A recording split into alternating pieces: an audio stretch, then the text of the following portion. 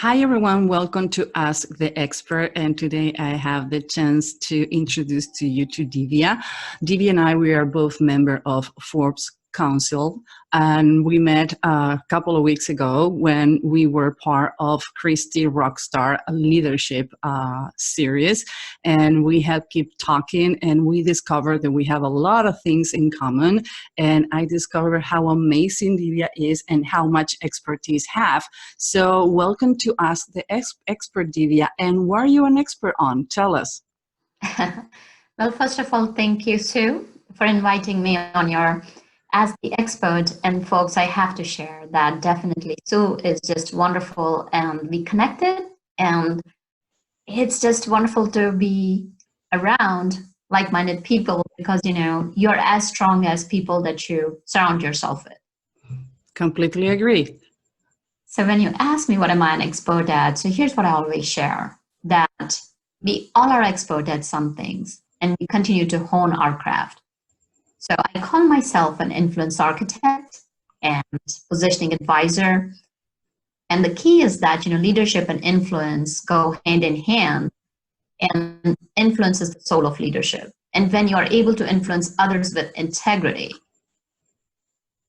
it's just a different game because you're empowering other people, you're inspiring them to actions that are of their own choice.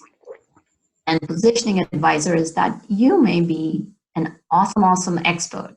You may be an authority or influencer. However, if your message is not known to masses, you are actually doing a disservice to the masses because there may be people who really need your solution.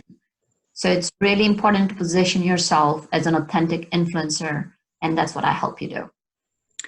Divya, we talk a lot about stress and everyday life, and sometimes we need to deal with that. We talked about that before.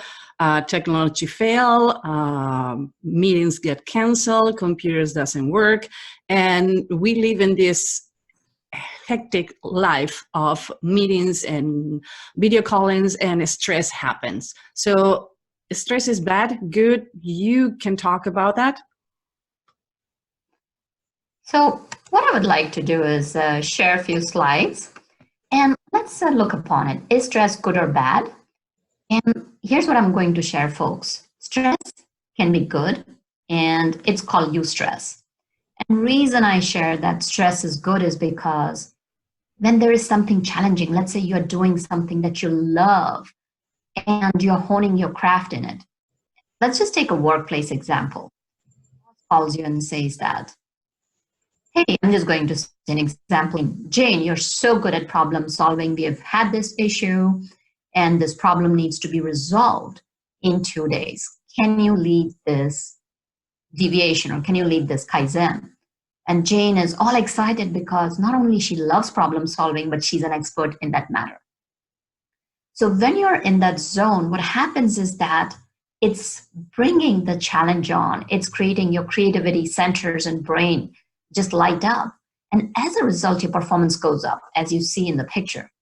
But if it becomes chronic, where let's say now you're leading it and the problem is not getting resolved, people are putting blame on you, and it becomes chronic and your boss is just kind of watering down your efforts and being very critical, then it turns into stress.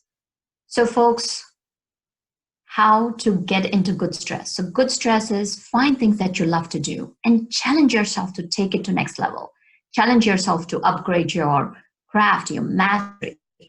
And now when we talk about the bad stress, when things are getting chronic, and what happens is that when the stimulus is there for a long time, your brain is releasing stress hormones. And because it's releasing stress hormones, you're experiencing stress for a long time.